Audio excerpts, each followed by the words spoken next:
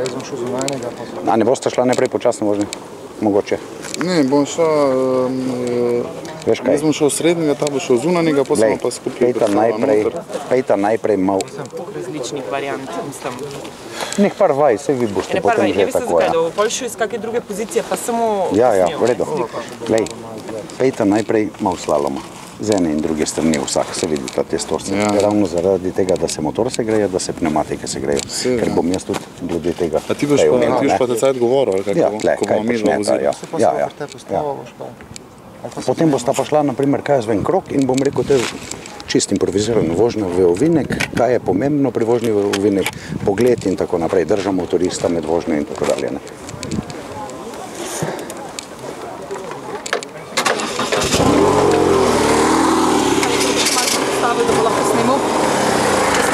Rečete?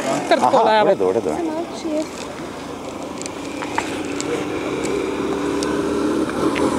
Pričela bosta z ogrevanjem motornega kolesa. Se pravi, ne samo, da motorno kolo, agregat teče in da je agregat segret, to je zmotno, ne? Treba je ogreti tudi pneumatike, ne? In pričela sta z enimi lažjimi vajami, kjer ravno to počneta. Se pravi, ogrevata sama sebe kot motorista, motorno kolo in pneumatike na motornem kolesu.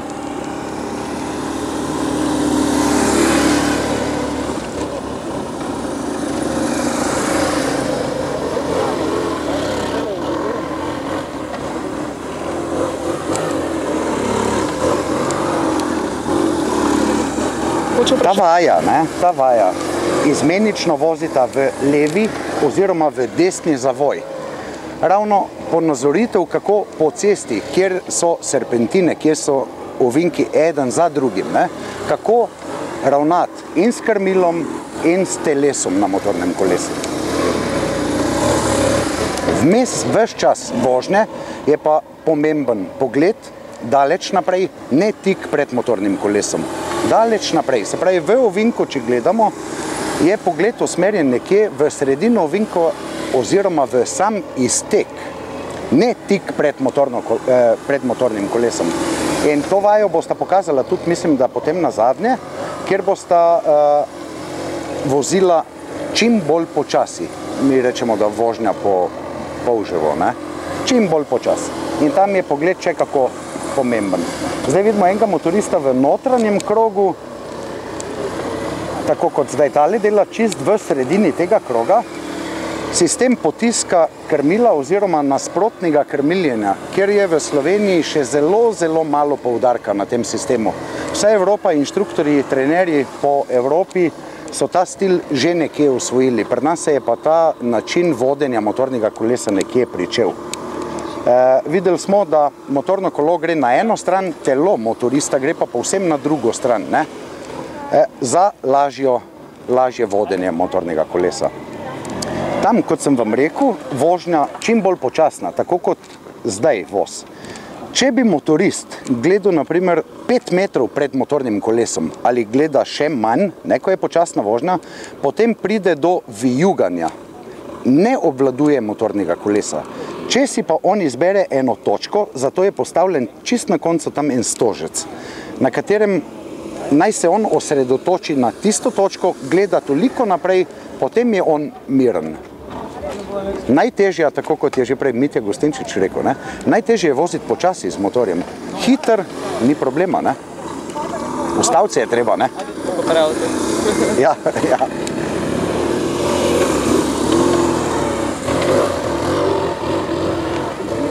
Policisti, motoristi, se pred vsako sezono prej ne sede na motorno kolo, dokler ne opravi vseh potrebnih vaj na poligonu, se pravi na neki ustrezni površini, na to je kondicijsko-relacijska vožnja in ko vse to uspešno opravi, potem šele prične z vožnjo na terenu, se pravi z upravljanjem svoje službe na motornem kolesu. Koliko ur naj bi prej se ogreval, tako, da si pripravljen, vsaj približen za prvo? Poglejte, pred pričetkom sezone ni najbolj enostavno se na motorno kolo usesti pa kar voziti, Treba se ogreti tudi sam sebe, Kakšno vajo narediti, kakšen počep, kakšen predklon, kakšen zgib ali bilo kaj takšnega, treba je biti segret, ne? Potem motorno kolo, da smo pripravljeni. In potem traja eno tako usposabljanje vsaj 2 dni. Se pravi 16 ur nekje, ne? Na dan 8 ur nekje usposabljanja. Z relacijsko vožnjo. En dan usposabljanja na poligonu, en dan relacijsko-kondicijske vožnje. Inštruktorji na posameznih prometnih postajah, ki opravljajo te naloge, se pa lahko odločijo, da za posameznika, ki ga ocenijo, da ne obvlada dovolj motornega kolesa, to usposabljanje izvajajo še tekom te motoristične sezone. Kaj pa recimo, bom rekla, ti, ki se ne udeležijo tega tečaja varne vožnje, kako pa oni lahko recimo izvedejo te zadeve, da se ogrejo, da se malo pripravijo, preden grejo dejansko na cesto?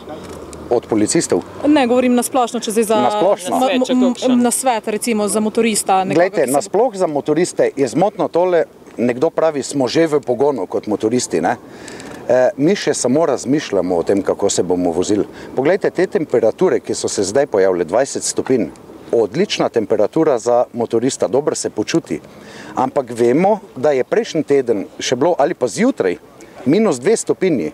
A si zamislite, da asfaltna površina, se pravi podlaga, po kateri vozimo, nima 10 stopinj. In opremljivost pnevmatike s podlago je nična.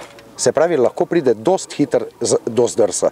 Zato bi tudi priporočil, predlagal motoristom, da vsaj zdaj, v začetku sezone, naj vozijo previdno. Naj vozijo previdno. Opremljivost je res zelo majhna. Koliko je tista temperatura, ko gre opremljivost takšna? Poglejte, za pnevmatike, ki jih imamo pri avtomobilu, zimske letne pnevmatike, ne, je nekje meja 7 stopinj, ampak podlage. Se pravi, zmotno je zdaj pa zimske pnevmatike dati stran.